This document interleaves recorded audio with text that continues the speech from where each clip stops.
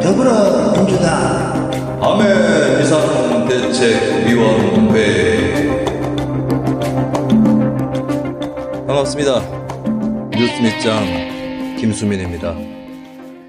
민주당 밤의 비상대책위원회 제2차 회의를 시작하도록 하겠습니다. 회의 시작과 함께 저희 상임 고문으로 위촉되었던 김 고문님 소개하도록 하겠습니다. 안녕하십니까.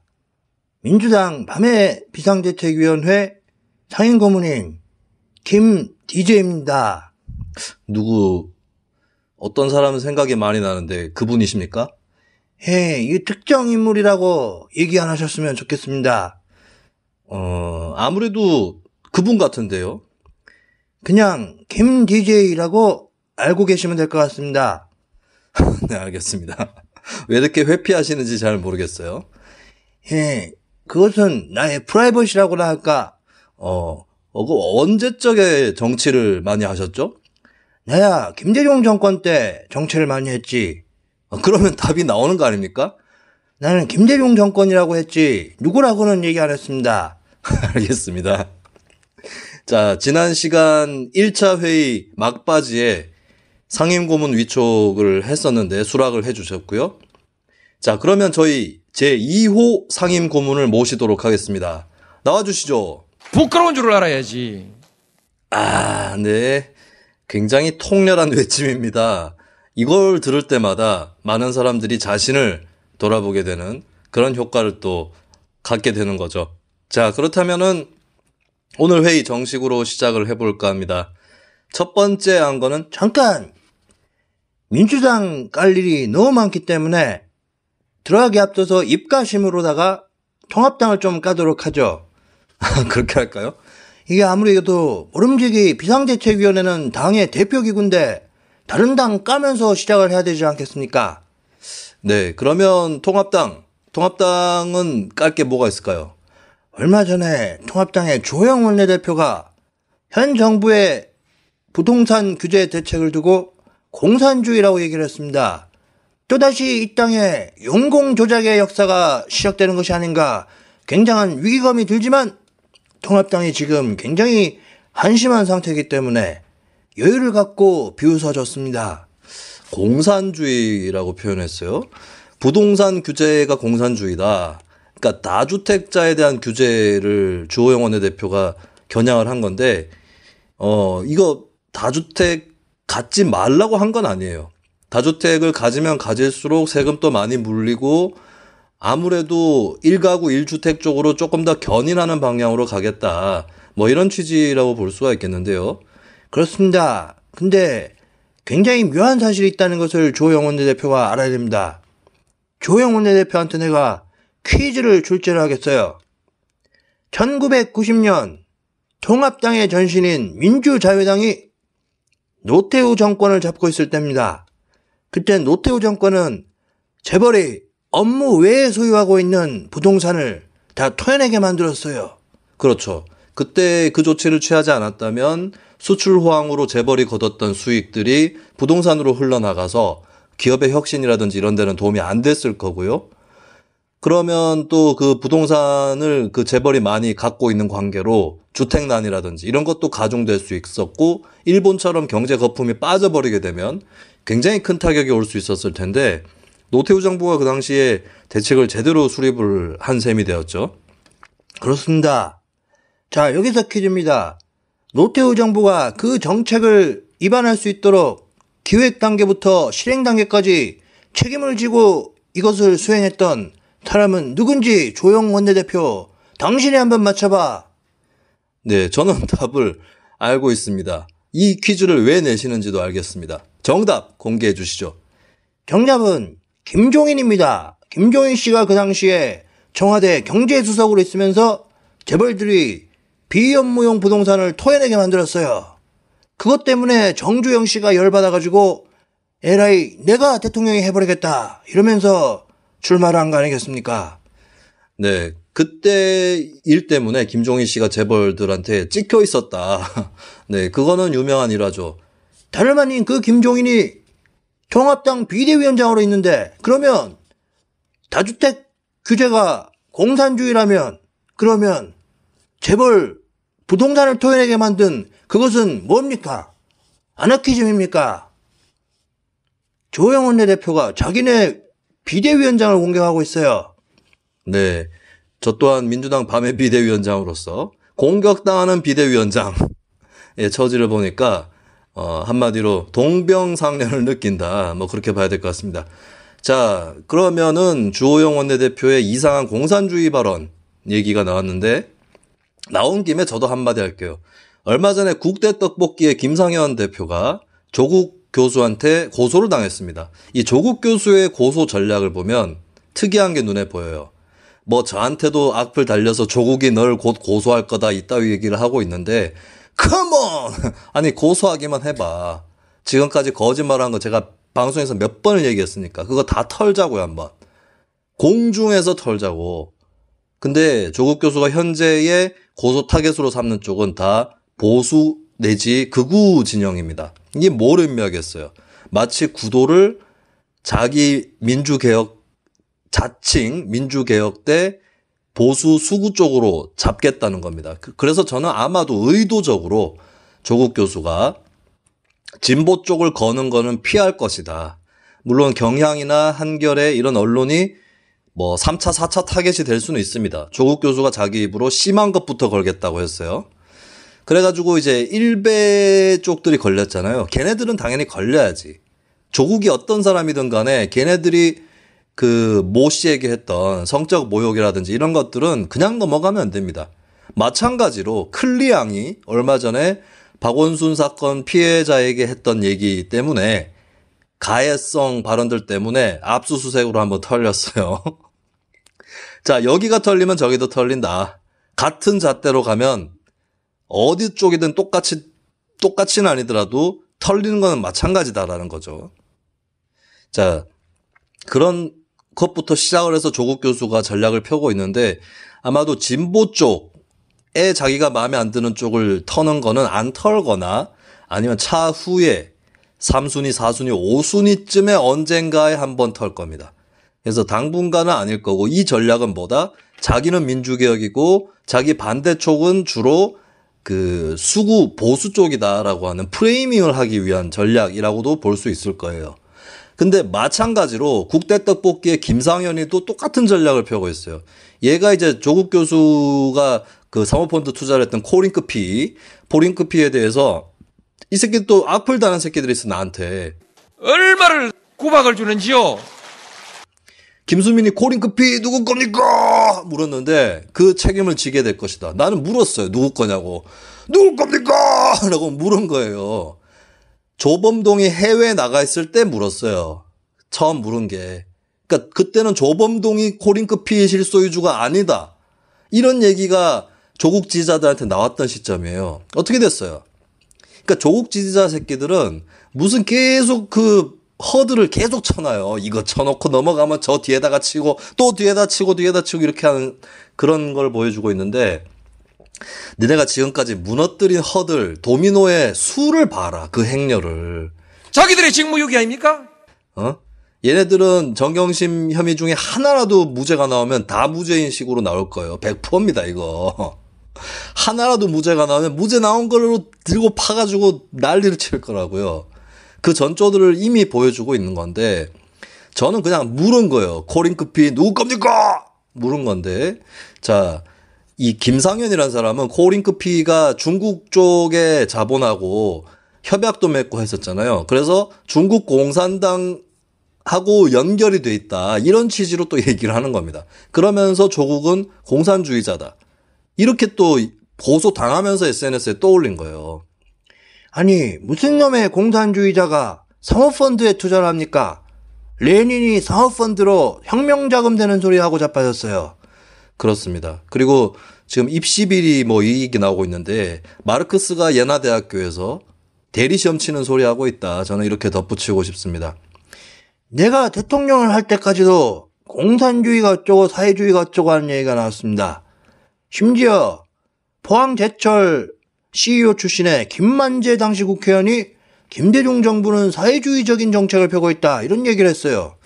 그 참 묘한 것이 그 김대중 정부라고 지금 시인을 하신 건가요? 본인이 김대중 전 대통령이라고요? 예, 그게 아니고 내가 뭐라고 했었죠? 예, 저는 김대중 정부 때 뉴스를 많이 보고 정치를 했다 여기까지만 말씀을 드렸습니다.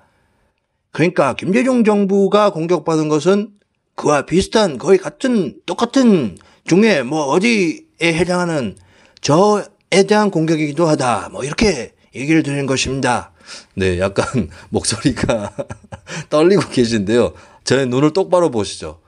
네, 지금 동공 지진이 조금 있는 것 같은데요. 예, 이 지진은 위진입니다. 강진은 아닙니다. 알겠습니다. 그런데 그 사회주의 그 공격은 저도 기억이 나는데 또 신자유주의라는 공격도 받긴 했었어요. 어떤 자식은 공산주의라 그러고 어떤 사람은 신자유주의라 그러고 그러면 김대중 정부는 신자유주의적 공산주의입니까? 왜 이렇게 흥분하시죠? 본인 아니라고 하시면서? 나는 그냥 물어봤습니다. 다시 들어보세요. 내가 어제 흥분하고 있습니까? 네, 알겠습니다. 예전에 지금은 고인이 되신 분인데 김기원 교수라고 경제학자가 계셨는데 이분이 이제 김대중 정부의 경제 정책은 다양한 요소가 섞여 있다 진단을 하셨어요. 네 가지가 다 같이 있다고 했는데 구자유주의, 신자유주의, 사회민주주의, 개발 독재의 답습 네 가지가 다 있다. 그러니까 복합적 성격을 갖고 있다. 뭐 이런 얘기는 했었죠. 다른 거는 그냥 넘어가 주겠는데 개발 독재의 답습이다. 이것은 민주화 운동 끝에 집권한 김대중 정부 입장에서는 뭐랄까 그냥 인정하기는 어렵습니다. 왜 그렇죠? 아마도 뭐 빅딜 이런 걸 가지고 정부가 굉장히 나서가지고 큰 자본들을 움직였다 이렇게 보는 것 같은데 그런 이유로 똑같이 국가주의적이다 뭐 이렇게 얘기를 할 수 있더라도 개발 독재의 답습이다 이것은 제가 지금 혼동이 오시고 계신 것 같은데 제가 용납하기 어렵습니다. 이것은 저에 대한 공격이라기보다는 김대중 정부에 대한 공격이다. 3인칭 얘기를 하는 겁니다. 알겠습니다. 이제 굉장히 몸을 사리고 계신 느낌이 드는데요. 자, 이렇게 빠은 얘기를 통합당에서 또 통합당 지지층이나 극우파에서 공산주의가 어쩌고 얘기를 하고 있는데 자, 이런 시덥지 않은 공격은 지금 뭐 아무런 파문도 일으키지 못하고 있어요. 이게 메카시즘의 광풍이냐? 아니죠. 바람이 안 부는데 무슨 메카시즘의 광풍이겠어요. 문제는 뭐냐? 이런 시대착오적인 짓거리를 조금 다르게 해서 연출하고 만들어내는 쪽이 바로 민주당이라는 것입니다. 자, 다음 안건으로 넘어가도록 하겠습니다. 일단은 이 민주당의 빠은 짓거리들이 지금 도마에 쏙쏙 오르고 있는데 2호 안건 상정을 하겠습니다. 2호 안건은 일단은 뭘로 할까요? 그렇다면은 일단은 그래도 우리가 검찰 얘기를 하지 않을 수 없지 않겠습니까? 네, 그러면 검찰 얘기를 해보죠. 이 검찰 얘기를 하는 것이 민주당 극성 지지층의 머가리가 깨져 있다는 것을 보여주는 일화이기 때문에 많은 분들이 아시겠지만 한 번 더 짚고 넘어가도록 하겠습니다. 자, 1호 안건 상정합니다. 한동훈, 정진웅 몸싸움 논란. 아무리 돈이 없어도 의사봉은 갖다 놓고 하시기 바랍니다. 의사봉 뭐 있으면 좋을 것 같은데요. 뭐 굳이 있어야 되나요? 그래도 회의를 할 때는 망망이를 이렇게 치는 맛이 있어야 되는데 하다못해 뿅망치라도 치시기 바랍니다. 네, 뿅망치는 하나 구입을 해보는 것으로 검토를 하겠습니다. 적극적으로. 자, 정진웅 한동훈 몸싸움. 야, 이거는 그냥 견적이 나온 거예요. 이걸 가지고 무슨 논란을 벌이는지 모르겠는데, 자, 정진웅이가 서울중앙지검 쪽의 부장이죠. 부장검사인데, 부장검사가 한동훈 핸드폰 압수수색한다면서 갔어요. 법무연수원에 한동훈이 일하고 있는. 부장검사가 보통 압수수색할 때 직접적으로 잘 나오지 않습니다. 엄청 거물급 수사할 때는 나올 수도 있어요. 어디 회장님 댁을 뒤진다거나 뭐 그럴 때는 나올 수 있습니다. 부장검사가 직접 나왔다는 것만 해도 굉장히 이례적인 일이다. 자, 한동훈은 검사장 직급이잖아요. 근데 압수수색할 때 이성윤이가 나오지는 않을 거거든요. 그럴 일은 거의 없을 거거든요. 특히 한동훈 정도 수사를 하는 마당에는. 그러면 뭐다? 검사장급이 안 나가는 한도에서 가장 높은 놈이 나온 거라고요. 이 자체가 신기한 일인데 거기에 나와서 이성윤과 한동훈의 육박전이 벌어집니다. 육박전은 굉장히 중립적인 용어고요. 양측의 설명을 종합해 봤을 때 한동훈이 밀려 넘어집니다. 어느 정도로 밟혔고 뭐 이건 모르겠는데 지금 그 먹개문들은 한동훈이 뺨으로 이성윤의 팔을 공격했다 뭐 이렇게 보고 있는 것 같아요. 네, 한동훈의 뺨은 도대체 얼마나 강도가 높길래 내성이 크길래 그 정도가 가능한지는 미지수입니다만, 자, 이것만 짚고 넘어갑시다. 한동훈에게 압수하려고 했던 것이 뭐죠? 핸드폰 전체입니까? 아니죠. 핸드폰 같은 경우는 이미 압수를 당했어요, 한동훈이. 당했는데 한동훈이 이제 비밀번호를 안 가르쳐 주고 있죠. 부당한 수사고 협조하지 않겠다. 알아서 풀어라. 예, 비밀번호 안 가르쳐 주는 거는 압색 거부는 아니에요. 그거는 알아서 풀어야 됩니다. 그 울산시장 개입 의혹? 예, 이 수사 과정에서 한 사람이 숨졌고 그 사람 핸드폰을 풀렀잖아요. 검찰에서. 몇 달 걸렸죠, 그게? 비밀번호를 알 수가 없으니까. 그리고 박원순 시장 핸드폰은 피해 비서가 비밀번호 푸는 걸 알고 있어가지고 풀었는데 법원에서 유가족의 신청을 받아들여서 그거 뒤지지 말라고 했습니다. 사실 그 핸드폰을 뒤져봤자 성폭력 사건에 대한 증거로는 쓸 수 없고 사망 경위에 대한 조사에서 쓸 수 있는 거거든요. 근데 그조차도 못하게 유가족이 막았고 핸드폰에 대해서 압수수색이 중단이 됐습니다. 포렌식이. 자, 이거는 간단한 문제는 아니에요. 조국 전 장관 수사 때도 조국 정경심 핸드폰은 압수수색을 못했습니다. 그 당시에 저는 이렇게 생각했어요. 계좌 추적이 막혀 있는 거, 몇 개가 막혔죠. 이것은 저는 부당하다. 계좌는 굉장히 그 내밀한 사생활이라고 볼 수는 없습니다.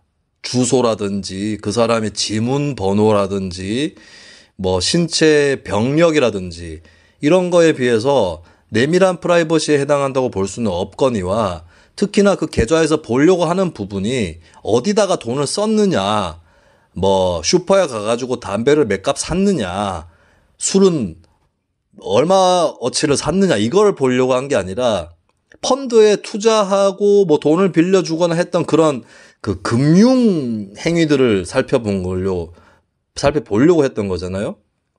그런데도 불구하고 계좌 추적이 몇 개 막혔어요.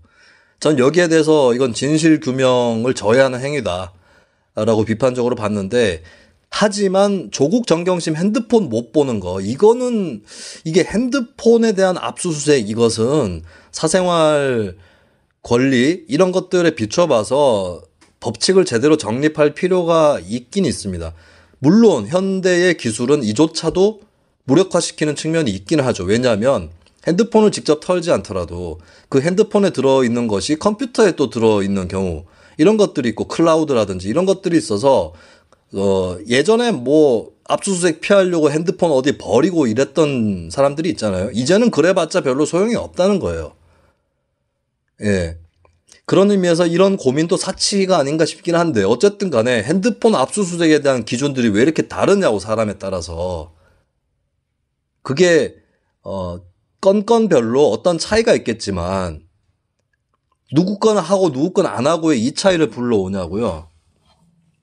자, 어쨌든 한동훈 핸드폰은 한번 압색이 됐습니다. 근데 정진웅이가 한동훈 왜 찾아갔느냐? 유심칩 확보하려고 찾아간 거예요.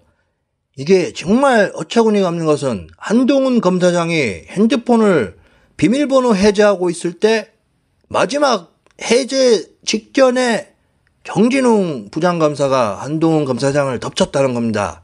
왜? 유심칩을 압수수색하겠다고 하는데 핸드폰 비밀번호를 못 풀게 합니까?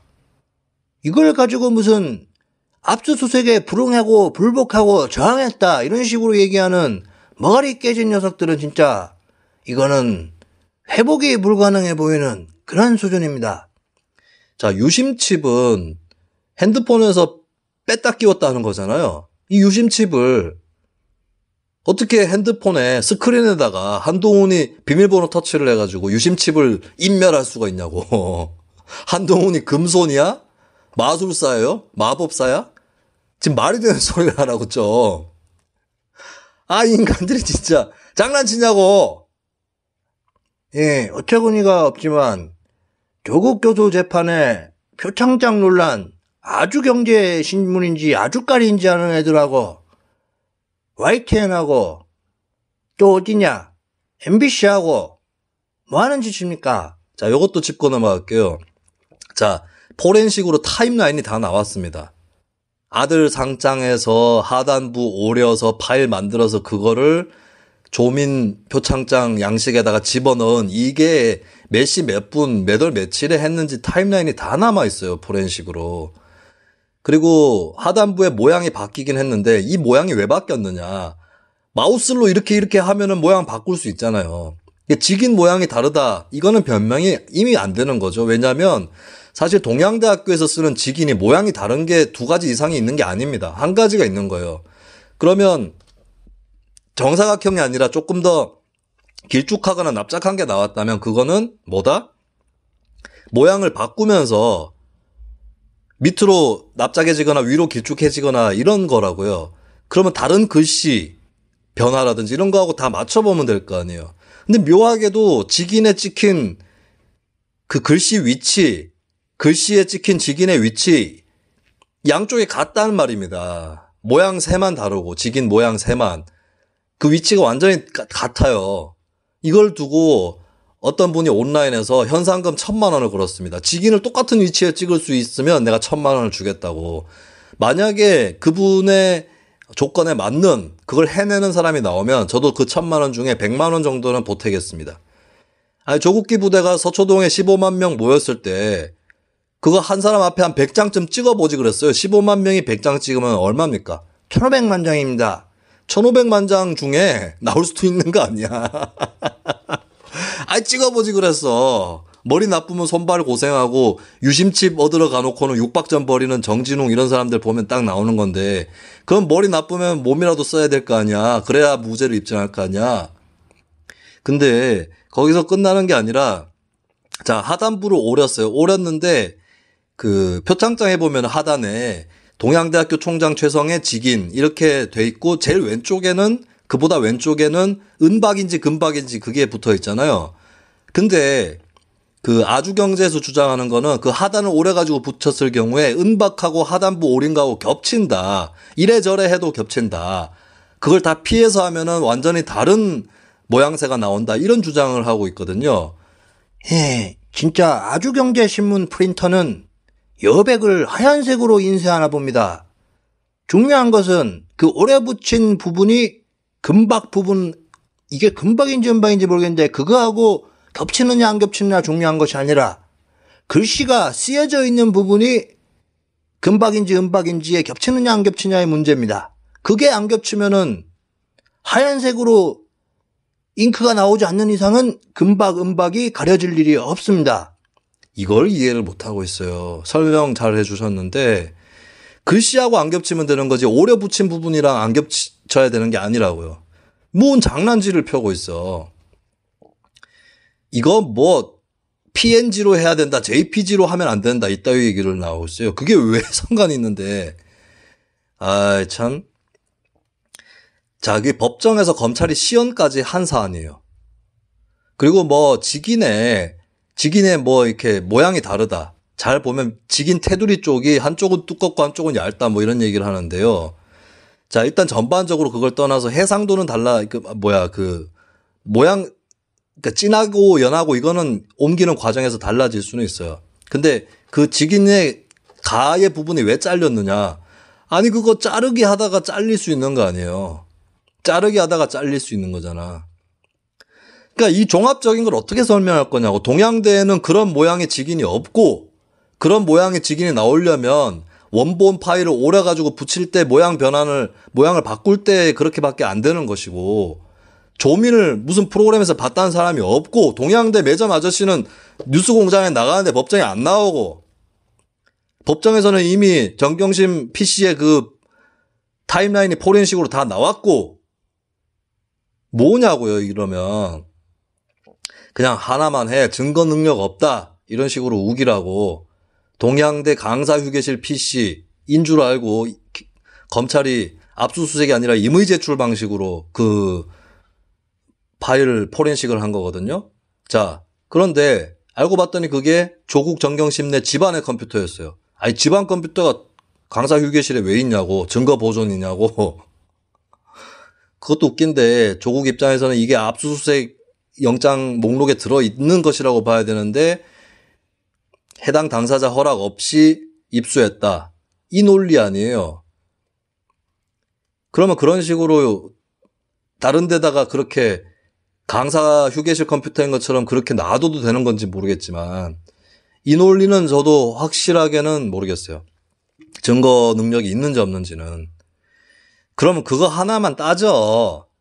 못해도 않는 변명을 하고 있어요. 자, 아주경제신문이나 YTN이나 김어준의 뉴스공장 다스베이다는 왜 그 카드를 꺼내고 나왔을까요? 한글 편집의 기본도 모르는 얘기를. 왜냐하면 너무 치명적이거든요. 포렌식 타임라인이 나왔다. 하단 부위를 오려서 그냥 붙였다. 이게 너무 치명적이고 이 재판은 좀 며칠 남았어요. 재개할 때까지는. 그때 이제 속수무책으로 당하게 생겼거든요. 그 시간 때우기라고, 시간 때우기. 조국기의 방식은 이거예요. 항상 뭐 나오면 시간 때우고 시선 돌리고 안 되면 인파 모아서 으름장 놓고 악플 달고 지가 싫으면 다 기레기라 그러고 엉뚱한 얘기해가지고 시선 돌리고 이지랄 하는 겁니다. 이 수법은 아직까지 정신 못 차리고 쓰고 있어요. 이런 머가리 깨진 인간들이, 그런 인간들이 무슨 한동훈 녹취록을 독해를 해. 녹취록이 텍스트 형식으로 나왔을 때 읽기 평가에 실패한 거고요. 조국기 부대는. 녹취록이 녹음 파일로 나왔는데도 듣기 평가에 또 실패했어요. 이제는 뭐 상황 파악이 안 돼. 유심칩을 얻으러 갔는데 씨발 왜 덮치냐고 사람을. 비밀번호 풀고 있는데 왜 덮치냐고. 비밀번호 왜 푸냐고. 변호인 불러야 되니까. 조국 압수수색할 때는 변호인들이 와가지고 감나라 배나라 이러는 바람에 6시간인가 걸렸어요. 6시간 걸린 게 내가 전에도 얘기했지만 탈탈 터느라 6시간 거는 게 아니라 조국 변호인들이 디펜스를 그렇게 치니까 6시간을 확보한 거라고. 끙댕이 뒤에서 숨어가지고 형님 백만 믿겠다. 근데 씨발 한동훈 압수수색하러 와서는 비밀번호 풀고서 변호사한테 연락하기도 전에 사람을 덮치나? 자, 변호사가 현장에 도착했을 때 정진웅을 제외한 나머지 수사팀 인력들이 고의는 아니었습니다. 저는 여기에 가담하지 않았습니다. 선배님 잘못했습니다 하고 한동훈에게 비는 장면들이 그 장면이 펼쳐지고 있었고 그걸 다 녹화해뒀습니다. 고기는. 폭행 현장에 대한 영상은 없는 것으로 알고 있어요. 서울중앙지검 측에서도 녹화 안 했고 그걸 찍은 CCTV나 이런 건 없는 것 같아요. 한동훈 측에서도 그 장면은 확보를 못했습니다. 하지만 그 이후의 상황을 알 수 있는 정황들, 그걸 통해서 어떻게 된 건지 전체 상황을 알 수 있는 그 상황, 그 장면, 그것은 한동훈 변호인이 확보를 했습니다. 정진웅 서울고검 감찰을 받아야 될 상황이에요. 아니 유심칩을 씨발 유심칩을 비밀번호 풀어서 어떻게 인멸하냐고. 그럴 정도 했으면은 정경심 조국도 온갖 증거를 인멸해가지고 하나도 안 걸렸겠지. 그 사람도 판단력은 있겠죠. 이런 얘기입니다. 그럼 유심칩을 왜 확보하려고 했느냐? 유심칩을 확보해서 그걸 가지고 그 카카오톡이라든지 여기에 접속을 할 때 비밀번호를 습득하려고 한 거죠. 그래서 실제로 접속을 했답니다. 끝나고 나서 한동훈이 핸드폰 받았을 때는, 유심칩을 받았을 때는 카카오톡 비밀번호가 바뀌어 있었다고 합니다. 이 행위 자체가 문제적 행위예요.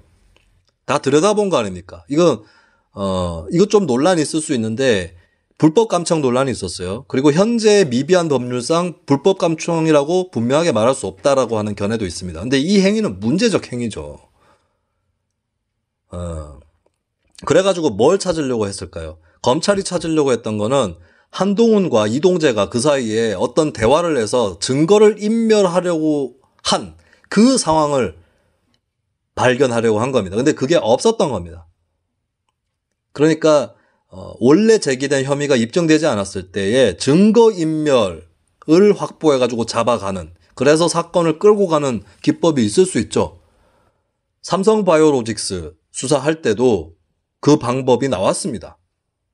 그거 아니었으면, 공장 바닥에 증거인멸하려고 했던 거 그거 못 잡아냈으면 삼성바이오로직스 수사도 힘을 받기 어려웠을 거예요. 그러니까 한동훈이가 썼던 기법을 정진웅이가 한동훈한테 쓰려고 한 건데 찾아봐도 없는 거야. 그 뭐겠어 이게. 아이씨, 자기들이 증거를 입증해야지. 그럼 한동훈 보고 네가 유착 안 했다는 증거를 대 이럴 거예요? 이게 황빠들이 했던 짓이죠. 줄기세포가 있다는 증거가 없네. 있다는 논문이나 이게 다 부실하네. 이렇게 얘기하니까 황빠들이 뭐라 그랬죠? 줄기세포가 없다는 증거를 대라. 아이씨, 있다 쪽에서 대야지. 입증은. 선 입증 책임이 어디에 있어요?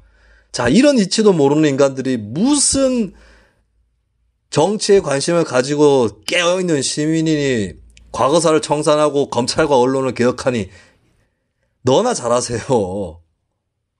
자, 이런 사람들이 모여있으니까 뭐 되겠습니까? 2호 안건입니다. 민주당 서울 지지율 통합당에게 뒤져. 예, 의사봉 사라니까. 알겠습니다. 자, 이건 뭐 한 번의 조사이기 때문에 너무 깊은 의미를 부여할 필요는 없을 것 같아요.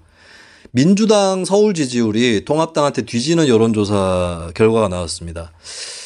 리얼미터 조사 결과인데, 리얼미터는 예전부터 지지율이 다른 여론조사 기관 조사에 비해서 높게 잡히는 경향이 있었어요.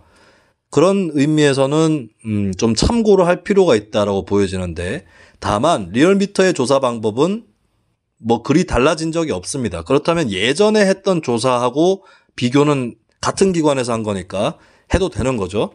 근데 예전에는 그런 적이 굉장히 오래됐다고 해요. 그래서 굉장히 이례적인, 오랜만에 있는 현상이다. 이렇게 볼 수가 있겠습니다. 그리고 이건 리얼미터뿐만 아니라 다른 데서도 드러나는 건데, 여론조사를 실시를 하면은 서울 지역이 예사롭지 않아요. 최근 흐름이. 예를 들어서 행정수도 이전, 이걸 갖고 여론조사를 하면 인천, 경기에 비해서 서울이 찬성률이 더 떨어집니다. 뭐 이렇게 얘기할 수 있겠죠. 당장에 빠져나가는 기관들이 경기가 아니라 서울에 있으니까 그런 거 아니냐. 이렇게 얘기는 할 수 있겠습니다만, 이런 사안 외에도 여러 가지에서 서울에서 정부에 대한 반발 여론이 경기, 인천, 심지어는 예를 들어서 충청권이라든지, 심지어 더 나아가서는 부산, 경남, 울산 이쪽보다도 더 나쁘게 나오는 조사들이 왕왕 있다는 거예요. 그리고 아무래도 행정수도 이전 논란이 서울 내에서는 어느 정도 역풍이 불었던 것 같습니다. 리얼미터의 해당 여론조사는 교통방송 의뢰로 7월 27일부터 29일까지 사흘 동안 전국 성인 1,511명 대상으로 실시가 됐고, 응답률은 4.6%고요. 이거 응답률 아직까지 모르는 사람들이 있어요. 아직까지도 있어. 이 얘기는 15년 전에도 내가 들었는데, 자, 1,000명을 상대로 했는데 응답률이 5%다. 그러면 50명이 응답한 거다. 그거 아니고요. 예, 1,000명이 응답을 했다라고 하고 5% 응답률이면 그거의 20배 되는 인원에게 전화를 걸었다는 얘기입니다. 아시겠어요? 네, 이거 가지고 아직까지 헷갈리시는 분 없길 바라겠고요. 응답률이 리얼미터가 좀 낮아요. 다른 여론조사 기관에 비해서. 그 점은 참고를 하시고요. 그러니까 응답률이 높은 게 더 낫죠. 낮은 것보다. 근데 결과적으로 놓고 보면 응답률이 낮다고 해서 높은 기관 여론조사하고 크게 차이 났던 것도 아니고 굉장히 크게 차이 난 사례가 많지는 않습니다. 그리고 결과적으로 뭐 선거 여론조사라든가 여기서도 최종 결과하고 큰 차이는 없더라고요. 그래서 응답률이 낮다는 것은 좀 불안정하긴 한데, 그렇다고 신빙성이 그만큼 비례해서 낮은 거냐 이렇게 볼 수는 없을 것 같습니다. 그리고 표본 오차는 95% 신뢰 수준에 플러스 마이너스 2.5%포인트였는데요. 서울 지지율 보겠습니다. 여기서 민주당이 31.4% 맞나요? 31.4%고 통합당이 40.8%. 자, 이렇게 역전이 돼버린 거예요. 한 번 더 조사를 해볼 필요가 있겠고, 자, 지금 박원순 사건 이후에 민주당이 납작 엎드리고 국민들 눈치를 봐도 시원찮을 판에 굉장히 설쳐되고 있어요. 이러니까 당연히 지지율이 높게 나오겠습니까? 그리고 박원순 전 시장이 서울시장이 된 게 2011년입니다. 9년이 지났어요. 민주당 계열 시장이 9년 연속 시장을 한 사례는 없었습니다. 1995년에 조순 시장이 됐고 98년에 고건 시장이 됐죠. 그리고 2002년에 리명박에게 넘어가는데 그러면 다 합쳐도 7년입니다. 그것도 2명의 시장에 합쳐서 7년이에요. 그러고 나서 2002년부터 2011년까지 9년 동안을 통합당이 합니다. 통합당 계열 쪽에. 이명박, 오세훈. 이렇게 하는 거죠. 자, 이게 세월이 9년, 10년 이렇게 가면 한번 바꿔볼까 생각이 드는 거예요. 그렇다면 민주당은 어차피 박원순 전 시장이 만약에 별 탈이 없이 임기를 제때 마쳤더라도 서울시장 선거 위험할 수 있는 겁니다. 그리고 서울뿐만 아니라 전국적 선거를 보더라도 민주당이 2016년 총선, 2017년 대선, 2018년 지선, 2020년 총선 4연승을 했어요. 더 거슬러 올라갈 수도 있어요. 2014년 지방선거 있잖아요. 2016년 총선 전에. 2014년 지방선거는 무승부입니다. 쉽게 얘기해서. 그러면 통합당 쪽은 냉정하게 따지면 전국 선거에서 2012년 박근혜 승리 이후에 한 번도 이긴 적이 없는 거예요. 8년 동안 졌던 겁니다.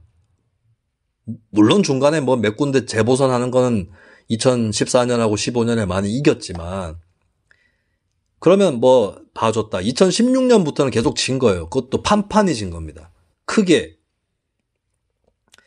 자, 그런 과정이었고 박근혜가 나가리 되고 감옥 가고 우당탕탕 난리 나고 당이 한번 쪼개졌다가 다시 붙고 뭐 이런 과정들을 천신만고 끝에 거친 거고 통합당 의석으로는 역대 최소 의석이 나왔거든요. 이번 총선에서. 그럼 뭐다? 바닥을 찍고 올라간다는 겁니다. 통합당이 뭘 잘한 게 없더라도 큰 실수만 안 하면. 제가 누누이 얘기하지만 이번 총선에서 통합당 자 나한테 이번 총선 예측 틀렸다고 하는 인간들은 통합당이 지지율이 얼마 나온지는 알고 있나? 얘네들은 그런 것도 하나 체크 안 해보거나 아니면 알고 있어도 입 닥칩니다. 통합당이 이번 총선에서 나온 정당 지지율이 34%고요. 미래한국당이라는 위성정당을 통해서 얻은 거죠. 지역구에서 얻은 평균 득표율이 후보 안 낸 지역은 0%, 이거 다 계산해서 42%예요. 이게 뭘 의미합니까? 통합당은 새누리당 시절 2016년 총선에서 34%의 정당 지지율을 올렸습니다. 그게 다 복원된 거예요. 자, 지역구에 42% 나왔죠. 민주당 몇 퍼센트 나왔다? 50% 나왔습니다. 단순 계산으로 치면 여기서 단순 계산으로 치면 민주당을 찍었던 표 중에 4%포인트를 빼서 통합당이 가져가면 역전되는 거예요. 그런 이치입니다. 그러니까 큰 차이가 아니라고요. 지역구 42%는 정당 지지율 34%에 비해서 대선하고 연동될 여지가 확률이 가능성이 공산이 굉장히 큽니다. 그러니까 쉽게 얘기해서 지역구에서 42% 나왔다는 거는 그대로 그 구도 그대로 가면 대통령 선거에서 통합당이 42% 나온다는 거예요. 42%면 뭡니까? 홍준표가 24%였어요. 2017년 대선 때. 그거를 자리를 한 자릿수랑 10자릿수랑 바꾼 거잖아요. 엄청나게 이미 통합당은 과거의 당세를 회복했다는 겁니다. 2016년 수준까지 왔다는 거예요. 다만 소선거구제의 문제 이게 통합당한테는 이제 문제가 돼버린 거죠. 수도권에서 아주 큰 차이가 안 나도 한 표만 나더라도 차이가 이기는 사람이 이기는 거잖아요. 그리고 한 표 차로 진 사람은 그냥 끝나는 거잖아요. 의석 하나도 보탬 안 되고. 그런 이치가 더 붙여져서 180석 대 103석의 구도가 나온 것 뿐이지 퍼센테이지 지역구 득표율로는 50대 42입니다. 이거 언제든지 뒤집어질 수 있는 거예요. 그걸 모르고 까불었으니 몇 달 동안 그것도 사고는 계속 치면서 그러니까 이 지경이 되는 거예요. 자, 근데 하나의 희망은 민주당으로서 그 정당 지지율이 통합당이 민주당한테 이겼다고 해서 선거에서 이기는 거 아닙니다. 왜냐하면 선거는 인물이 하니까요. 만약에 서울시장을 전면적 비례대표제로 서울시의원을 뽑아서 그 시의원들의 의석수를 가지고 의원 내각제식으로 서울시장 뽑는다. 이러면 통합당이 제1당, 서울 제1당이 될 가능성이 있습니다. 하지만 인물이 나오면 또 달라져요. 통합당에서 황교안 같은 사람이 서울시장 후보로 나온다. 그 비슷한 인물이 나온다. 100% 패배입니다. 민주당이 또 짜릿한 역전 한 판을 하겠죠. 오세훈, 나경원이 나온다. 민주당이 이깁니다. 민주당에서 추미애 같은 사람만 안 내면 돼요. 그런 사람은 안 내고, 자, 저는 이럴 가능성이 있다고 봐요. 통합당이 2011년 박원순 모델을 차용하는 겁니다. 통합당이 후보를 내지 않고 통합당에서 일단 후보를 낸 다음에 무소속이라든지 제3지대 쪽에서 나온 민주당 지지자들이 그렇게 싫어하지 않는 대중적 거부감이 덜한 후보가 나왔을 때에 그 후보에게 양보하고 단일화하고 빠지는 거예요. 이게 통합당 버전의 박원순 전략이죠. 그걸 폈을 때 이 더불어민주당 승리를 장담할 수 있느냐? 저는 그렇게 되면 별로 없다고 봅니다. 물론 이 과정이 과연 이루어질 거냐. 2011년 서울시장 재보선의 극적인 과정들이 통합당이나 그 언저리에서 재현될 수 있냐. 이거는 회의적이긴 합니다. 근데 변론으로 하고. 그러니까 민주당 입장에서도 특단의 조치를 내려야 돼요. 특단의 조치를 내려야 됩니다.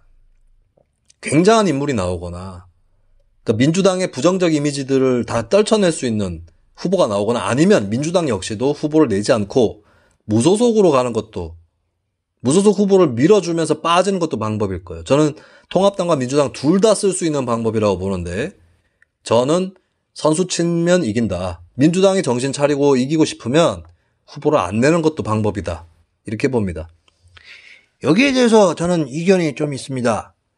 뭐 말씀해 보시죠. 민주당 당원 당규에 따르면 부정부패에 따라서 그 당의 공직자가 사퇴를 해서 벌어지는 재보궐선거에는 당이 후보를 내지 않는다. 이렇게 되어 있습니다. 그렇게 돼 있죠. 그렇긴데 이렇게 되면은 서울시장, 부산시장 후보 내면 안 됩니다. 어떤 느자구 없는 자식들이 오거돈 박원순을 부정부패로 볼 수는 없지 않느냐. 이따위 헛소리를 하고 있는데 성폭력이 부정부패가 아니면 뭐겠습니까? 그리고 부정부패 등이라는 표현이 분명히 들어가 있을 겁니다. 그러니까 돈 받아 처먹고 이런 것만 부정부패로 치더라도 성폭력까지 광의의 부정부패 등 안에 들어갈 수 있다는 거죠. 그러니까 이런 식으로 개아리를 틀어가지고 개아리라는 말을 쓰십니까? 부산 경남 그 대구 경북 이쪽에서 쓰는 말인데. 저는 동서화합을 추구하기 때문에 앞으로 경상도 사투리도 많이 차용을 할 계획입니다. 좋습니다. 뭐 계속해 보시죠. 그런데 제가 하고 싶은 얘기는 그런 식으로 빠져나갈 바에는 당당하게 후보를 내자. 그리고 후보를 내는 김에 당원 당규를 정식으로 고치자. 그 과정에서 당원 동지 여러분과 지지자분들하고 같이 토론을 해야 된다. 이렇게 보고 있는 겁니다. 저는 재보궐선거에 책임이 있으니까 당에서 후보를 안 낸다. 이 조항 자체가 새정치, 당 혁신 이런 거에 맞지 않는 기만적이고 위선적인 조항이었다고 보는 것입니다. 자기들의 직무유기 아닙니까? 이 처음부터 그러니까 당원 당규는 약속이니까 지켜야 한다라거나 지킬 수 없는 약속이니까 바꾸자 이런 얘기들이 나오는데 어떻든 간에 처음부터 잘못 만든 조항이다. 이렇게 보시나요? 뭐 불가피하게 만들긴 했는데 지금 와서 보니까 잘못되었다. 뭐 이런 건가요? 애초에 이것은 기만이었습니다. 당이 후보를 내서 심판을 받으면 패배를 해서 심판을 받아야지. 무슨 재보궐선거 원인을 발생시켰으니까 후보를 안 낸다. 아마도 그때는 새누리당이 더 썩었으니까, 국민들도 많이 그렇게 생각했으니까 새누리당을 겨냥해서 그런 조항을 넣었나 본데, 지금 민주당, 통합당하고 비교했을 때 만만치 않습니다. 그런 얘기는 자체하고 그냥 후보를 내서 심판을 받으면 되지 않겠습니까? 그리고 불리한 상황에서 후보를 낼 때는 새롭고 신선하고 참신하고 이런 후보를, 유능한 후보를 내지 않겠습니까? 그러면 당에도 도움이 되는 것입니다. 저는 애시당초 문재인 당시 대표와 그 체제에서 세워졌던 김상곤, 조국 등이 참여했던 혁신위원회 자체가 정치적 사고방식을 하지 못하고 탈정치적이고 포퓰리즘적인 사고방식을 했기 때문에 이런 조항이 탄생했다. 이것은 이제는 바꿔야 된다.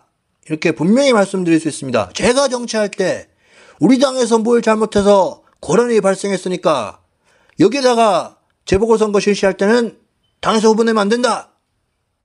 이런 법칙이 제가라고 했습니까? 네, 제가라고 하셨어요. 그러니까 제가 살아있을 때는요? 지금은 안 살아 계시나요? 제가 정치에 관심이 많을 때는 그랬습니다. 알겠습니다. 자, 그러니까 그렇게 접근한 것 자체가 잘못이었다 지적을 하시는 거였고, 저는 보태고 싶은 게 이거예요. 소선거구제 자체가 문제가 있어요. 소선거구제 자체가 한 명 뽑는 거잖아요. 그러면 그 한 명을 또 only one을 뽑기 위해서 재보궐선거를 해야 되는 거거든요. 그러면 저는 이렇게 봅니다. 만약에 이거는 어쩔 수 없구나. 이거는 단체장이라서 어쩔 수 없군요. 자, 이거는 별도로 또 생각이 났다. 단체장 선거의 경우는 지금 재보궐선거를 1년에 한 번만 하게 돼 있거든요. 근데 서울시장, 부산시장 이런 단체장을 만약에 오거돈 시장 같은 경우도 사고 발생하고 나서 거의 1년 가까이 돼가지고 재보궐선거를 내년 4월에 치르게 되는 거잖아요. 이 공백 어떻게 할 거냐고. 그래서 저는 단체장 보궐선거 같은 경우는 1년에 한 번 국가 전체 재보궐선거를 실시한다. 이 조항에 얽매이지 않고 별도 특수조항을 둬야 된다고 봅니다. 계속해서 그러면 지금 오거돈 시장 있을 때 행정부시장, 정무부시장도 아니고 행정부시장으로 있던 사람이 권한대행을 통해서 권한대행을 수행하면서 재보궐선거 때까지 시간을 버텨야 되거든요. 이거는 민주적인 상황이라고 볼 수는 없습니다. 저는 두 가지 방법이 있다. 한 가지는 단체장 재보궐선거는 시급하게 실시하도록 최대한 그렇게 하도록 한다. 그렇게 조항을 만든다라고 하는 거고요. 두 번째 방법은 만약에 그렇게 재보궐선거를 실시할 수 없을 때는 자, 어떻게 보면 단체장 한 명보다는 그 지방의회 자체가 대표성이 더 커요. 단체장은 한 명입니다. 단체장은 한 명이라서 그 한 명의 결단에 따라서 주민들의 반대가 많은 사업을 할 수도 있는 거예요. 하지만 의원은 여러 명이기 때문에 주민 여론이, 여론조사에서 나타난 찬반 여론이 똑같이 비례해서 나타나진 않더라도 주민의 이런저런 여론들이 한꺼번에 집합적으로 대변되는 곳이 의회입니다. 그러면 이런 경우에는 권한대행을 의회 의장이 맡는다거나 뭐 이런 식으로 바꿀 필요는 있다. 그렇게 보여지네요. 어쨌든 보궐선거에 대한 얘기는 그렇게 나눠봤고, 저는 당헌 당규상의 문제, 그것 때문에 후보를 내지 않는 게 아니라 민주당이든 통합당이든 후보를 빼는 방식으로 선수를 쳐서 불리한 상황을 조금 비켜나갈 수 있는, 비켜나간 정도가 아니라 이게 장기적으로는 투자가 돼요. 물론 이것도 굉장히 정치적 공학적인 거긴 하지만, 제가 민주당 밤의 비대위원장으로서는 민주당 후보 안 낸다, 그냥. 서울시장에 후보 안 낸다. 이렇게 한번 나가보겠습니다. 통합당도 한번 해볼 테면 해보시지. 김종인의 라이벌, 김수민의 얘기였습니다. 자, 3호 안건으로 넘어가겠습니다. 3호 안건은 제가 말씀드리겠습니다. 굉장히 유감스러운 일이 벌어졌습니다. 물난리가 났는데 황운하, 최강욱, 김남국 또 누구냐 이런 사람들이 모여가지고 자기들끼리 기념사진을 찍는 그런 일이 벌어졌고, 그러고 있는 사이에 뒤에 연합뉴스 TV 화면이 사진에 찍혔습니다. 물난리에 지금 대전이 힘들어하고 있다라고 하는 풍경이 나오고 있는데, 대전 국회의원인 황운하 씨를 포함해서 치즈 하고 사진을 찍고 있는 듯한 그런 사진이 나왔습니다. 네. 뭐, 이미 찍혀버린 사진은 어떡하겠어요. 근데 저는 그 사진이 가관이었던 게, 사진에 찍힌 사람들 보세요. 제가 지적했던 사람들입니다. 어떤 사람들? 검찰개혁 졸라 목 놓아 부르면서 이재용 앞에만 서면 작아지는 사람들. 네. 제가 지적했었죠. 한동훈의 심의위원회에서 한동훈 불기소 권고한 거에 대해서는 깨찌라를 하다가 이재용의 하다가가 아니죠. 했지만 그 전에 이재용 불기소에 대해서는 찍소리 하지 않은 사람들. 이 사람들 뭐 자기들끼리 모여가지고 희희낙낙 그렇게 재밌었나 봐요. 추가로 박주민 이재정 의원 또 들어가 있었죠. 자, 근데 뭐 사진 찍힌 건 그렇다 쳐요. 그리고 그 사람들이 그 자리에서 뭘 연구 모임, 토론 모임을 했든 짜장면을 시켜 먹었든 그런 사람들이 안 나섰다고 해서 물난리가 복구가 되고 피해가 덜해지고 이런 건 아니니까요. 근데 해명하는 게 너무 웃겼습니다. 특히 황운하 의원. 공격당할 빌미를 언론에게 제공해서 죄송합니다. 누구한테 사과하는 거예요? 대전 시민들이 물난리 피해를 보고 있는데 저 사람들은 특히 우리 지역 국회의원도 있는데 저러고 있나 화가 나고 분통이 터지고 짜증이 나고 슬퍼진 거에 대해서 그게 언론이 공격해가지고 그 사람들이 슬퍼진 거예요? 가만히 놔뒀으면 차라리 안 슬펐을 텐데 언론이 공격해서 그것 때문에 힘들어하는 거냐고요. 누구한테 사과하는 거냐고. 어디서 본 말버릇이에요 이게. 내가 참 어이가 없어가지고. 진짜 황운하 이 사람은 그래도 검경 수사권 조정, 특히 옛날에는 검찰 수사권, 경찰 수사권 독립이라고 했습니다. 그때부터 나름대로 권력기관 개혁파 뭐 이런 이미지를 갖고 있었던 사람인데 사람이 좀 맛이 갔어요. 검찰에 대한 증오 얼마나 있는지 모르겠지만 그 증오 때문에 맛이 간 것인지는 모르겠지만 그게 아니라도 문제예요. 뭐냐? 그냥 검경 갈등을 활용해가지고 자기 정치적 입지 굳히기에 쓴 겁니다. 이게 뭐 하는 짓입니까? 그러고 있다가 총선에서 당선이 됐으면 지역대표 역할을 똑바로 수행하든가 그런 일이 생겼으면 그냥 죄송합니다.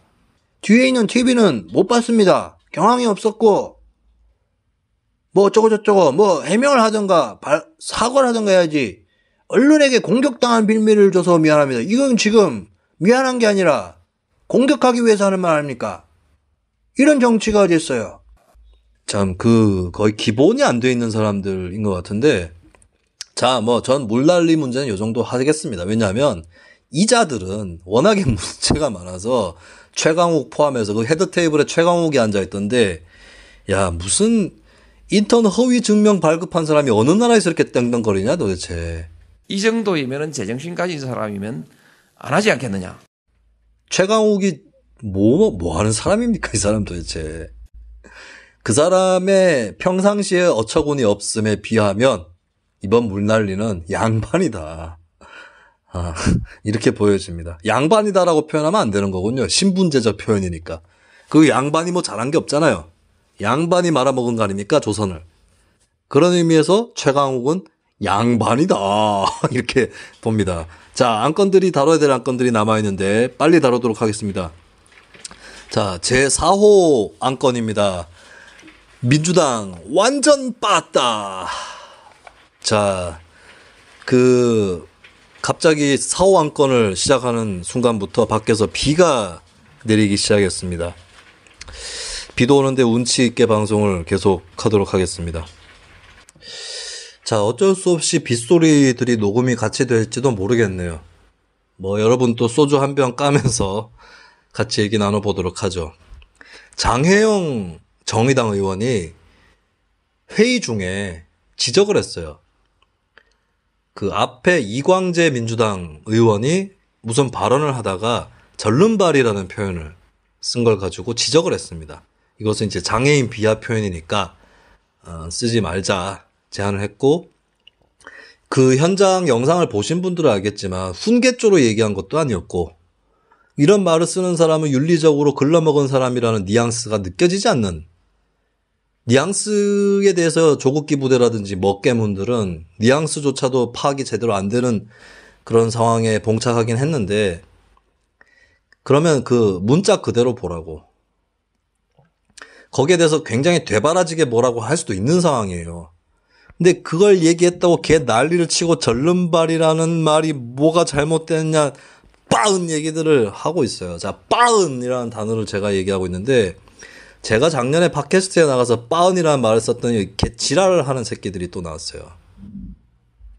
참고로 이 지랄이라는 말도 적절한 말인지 제가 조금 의문인데, 이 문제는 청취자분들하고 같이 토론해 보도록 하겠고요. 난리 브루스는 또 그 사교춤을 비하하는 표현인가? 난리 굿이라고 하면 또 굿을 비하하는 표현인가? 제가 이렇게 얘기하는 게 우습게 들릴 수 있겠지만 좀 주의할 필요가 있어요. 특별한 어떤 사람들을 폄하하면서 그렇게 비유라든지 속어를 쓸 필요는 없는 거거든요. 예를 들면 씨발이라는 말 있잖아요. 씨발이라는 말은 정치적으로 그릇된이라는 그런 범주에 속하는 욕설은 아니라고 봅니다. 왜냐하면 씨발의 어원은 다들 아실 거예요. 많이들. 씨팔 아닙니까? 근데 씨발이라는 말을 했을 때 하는 사람이나 듣는 사람이나 그 어원에 해당하는 의미를 떠올리지 않아요. 그러니까 원래 어원하고 분리되어 버린 뉘앙스와 의미와 느낌, 이런 것들을 갖고 있는 단어가 된 겁니다. 하지만 예를 들어서 그 장애인을 비하하는 비읍시옷 이런 말들은 장애인 비하용으로도 아직 쓰이고 있고, 그리고 어쨌든 그 장애인 입장에서도 그게 어떤 어원과 현재 의미가 분리되지 않은, 장애인 입장이든 아니든 간에 그런 성격을 갖고 있어요. 근데 저는 이렇게 봐요. 그런 비읍시옷 같은 말을 쓰는 사람이 나쁜 사람이라고 생각하지는 않습니다. 왜냐하면 우리 언어 습관에 우리가 입에 배웠다, 입에 익었다 이런 표현이 있잖아요. 그런 것을 쉽게 떨쳐내기가 대단히 어렵습니다. 그래서 그런 말을 했을 때는 그런 말은 쓰지 않는 것이 좋겠다, 그런 말을 쓰지 말자, 이렇게 접근하면 되는 거예요. 장혜영 의원도 그렇게 접근을 했습니다. 자, 제가 아까 전에 어떤 단어에 대해서 이거는 좀 고민이 드는 단어긴 하다라고 얘기했잖아요. 그런 게 있으면 얘기를 하면 돼요. 그렇게 보이냐, 근데 이거는 어떠냐, 이렇게 얘기를 하면 될 거 아니에요. 자, 그럼 절름발이는 문제가 없는 발언이냐. 자, 어떤 놈이 심상정인가 누군가가 절름발이라는 표현 쓴 적이 있다라고 시비를 걸더라고요. 그러면 장혜영 의원이 그 자리에서 잠깐만요, 절름발이라는 표현은 문제가 있는데 우리 편에서 그런 말을 썼는지 안 썼는지 검색을 해보겠습니다 하면서 검색 주로를 해보다가 심상정 의원이 쓴 적이 있군요. 심상정 의원에게 제가 일단 전화를 걸겠습니다 하면서 그 자리에서 전화 걸어서 의원님, 절름발이라는 말은 잘못된 말이니 쓰지 마십시오 하고 통화를 끝맺고, 뭐 이왕이면 녹음도 하는 게 좋겠죠. 그러고 난 다음에 다시 좌중을 상대로 제가 우리 편인 심상정 의원한테도 하지 말라고 했으니 내로남불이 아니게 된 거 아니겠습니까? 그러니까 이제부터 얘기하겠습니다. 이광재 의원님, 절름발이라는 말은 잘못됐습니다. 이렇게 얘기를 할까요, 그러면? 자, 그리고 그렇게 얘기할 거면 남한테 시비 걸 거면 니네 것도 찾아봐야지. 이거 뉴스 프로그램이 아니라서 뭐 구체적으로 얘기는 안 드릴게요. 절름발이라는 단어에 대해서 문제를 제기한 거는 민주당도 마찬가지예요. 예전에 민주당이 통합당 쪽 사람들이 한 얘기에 대해서 문제를 제기한 적이 있습니다. 그때는 뭐 너네가 왜 그런 걸 제기를 해? 그건 문제가 아니야. 뭐 별것도 아닌 걸 갖고 그래, 그렇게 얘기했나요? 머가리 깨진 분들? 그러니까 자기네들 발언 또 기억 못하면서 뭐 심상정이 얘기한 걸 왜 뒤지냐고. 그걸 뒤질 생각이 있으면 니네 걸 뒤지라고. 자, 이거는 예전에 그 시각장애인 의원이 한 분 계셨습니다. 한나라당 당시 의원이었는데 정화원 의원이 눈먼 행정인이 절름발이 행정인이 하는 그런 얘기들이 많이 나오는데 굉장히 장애인들이 듣기 싫어합니다. 장애인을 비하한다거나 장애인을 비교해서 하는 말씀들은 좀 삼가달라, 이런 얘기를 했고요. 그리고 나중에 정병국 통합당 사람이죠, 지금. 정병국 당시 장관이 절름발이 출발을 했다고 생각합니다. 라고 발언하니까 민주당의 전해숙 당시 의원이 절름발이라는 말을 함부로 쓰지 마세요. 장애인을 비하하는 이야기니까 좀 잘못되었다라고 얘기했고요. 그리고 박지원 신임 국정원장이 2019년 10월 8일에 한국당에서 진상조사위원 또 추천하지 않아 가지고 모든 것이 절름발이로 되어 있어요. 잘 안 된단 말이에요. 라고 하다가 절름발이라는 말 취소합니다라고 합니다. 스스로 그게 온 거예요. 아, 이건 장애인 비하 용어다. 자, 절름발이가 왜 장애인 비하 용어인지 또 우리 식견 있으신 김 DJ 고문께서 설명을 좀 해주시면 좋을 것 같아요. 절름발이다, 장애인이다, 이건 다른 표현입니다. 장애인은 장애를 갖고 있는 사람이다, 이 정도의 의미일 뿐이지만 절름발이는 무엇이다? 절룩거린다 라고 하는 이 현상을 가지고 말을 만든 것인데, 절룩거리는 걸 가지고 사람의 인격화해버린 겁니다. 이게 바람직한 것인지 알 수가 없습니다. 이것은 장님이나 소경보다도 더 잘못된 표현이라고 볼 수가 있습니다. 왜 그러냐? 소경, 장님, 이것은 앞이 안 보인다라고 하는 것인데, 만약에 시각장애인을 깜깜이 이런 식으로 부르면 그것은 잘못입니다. 그나마 봉사, 장님, 소경, 물론 저는 이런 말도 그렇게 바람직하지는 않고 시각장애인이라고 불러야 된다고 생각하지만, 그보다 더 훨씬 나쁜 말이 깜깜이 이런 겁니다. 절름발이 마찬가지입니다. 이건 훨씬 더 민감한 단어고, 그 사람의 장애가 어떤 장애인지를 콕 찍어가지고 그 사람의 정체성과 연결시키는 그런 단어를 쓰는 겁니다. 굳이 그런 단어를 써야 되겠습니까? 뭐 한간에서는 레임덕 할 때 레임, 또 오리가 쩔뚝쩔뚝거리는 것을 표현한 거다. 그러니까 레임덕도 잘못됐겠네, 이렇게 얘기를 하는데, 여기에 대해서는 어떻게 보십니까? 레임이 사람을 가리키는 말은 아닙니다. 이것이 첫 번째 다르고요. 두 번째, 그러면 굳이 절뚝이는 오리의 임기말 권력 누수 현상을 빗대야 되는가? 그럴 필요 없습니다. 그렇게 치면 레임덕이라는 말도 안 쓰면 되는 것입니다. 말 잘 꺼냈네. 쓰지 마, 이 새끼야. 네, 조금 고정하시고요.